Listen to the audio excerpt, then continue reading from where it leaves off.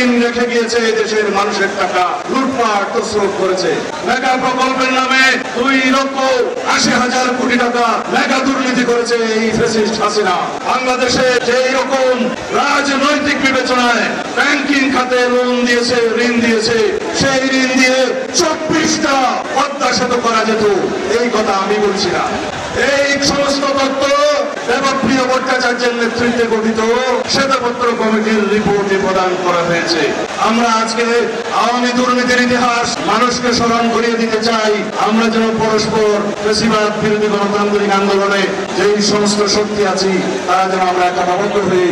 আমাদের একমাত্র শত্রু, রাজনীতির শত্রু, এই দেশের গণশত্রু শেখ হাসিনা এবং আওয়ামী লীগকে প্রতিহত করেছিল করে, এটাই আমাদের শপথ হোক। আওয়ামী লীগের ইতিহাস যদি বলতে চাই আপনাদেরকে স্মরণ করিয়ে দেওয়ার জন্য, আওয়ামী লীগের জন্মলগ্ন থেকে আজ পর্যন্ত আওয়ামী লীগ কোনদিন গণতন্ত্র বুঝেনি। গণতন্ত্র তারা বিলুপ্ত করেছে, স্বৈরতন্ত্রের তারা প্রতিষ্ঠা করেছে, তারা বাংলাদেশের অত্যাচারের রাজনীতি করেছে, কখনো রক্ষী বাহিনীর মাধ্যমে, কখনো রাষ্ট্রীয় সন্ত্রাসের মাধ্যমে, কখনো ছাত্রলীগ যুবলীগের মাধ্যমে।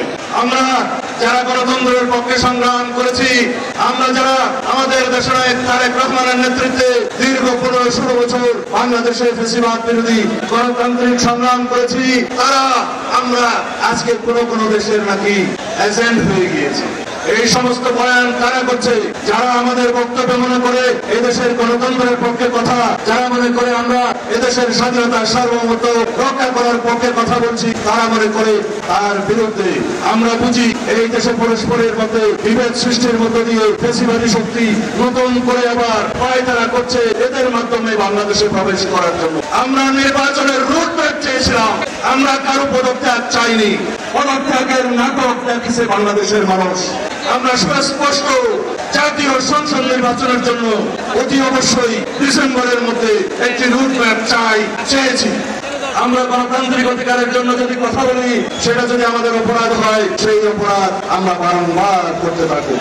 আমরা আশা করি এই সরকার আইনের শাসন প্রতিষ্ঠা করবে, আদালতের রায় কার্যকরের মধ্য দিয়ে ইশরাক হোসেনের শপথ পাঠ করাবে, এই সরকার নির্বাচনের জন্য রোডম্যাপ প্রদান করবে। অন্যথায় যদি এই অন্তর্বর্তীকালীন নিরপেক্ষ সরকারের বিরুদ্ধে গণতন্ত্রের দাবিতে, নির্বাচনের দাবিতে বাংলাদেশের মানুষকে আন্দোলন করতে হয়, সেটা হবে ইতিহাসে কিন্তু আমি আর বেশি বক্তব্য দেব না। সবাইকে আহ্বান জানাচ্ছি, আমরা গণতন্ত্রের পক্ষে ফ্যাসিবাদের বিরুদ্ধে যে জাতীয় ঐক্য গড়ে তুলেছি, সেই ঐক্যকে শক্তিতে পরিণত করি।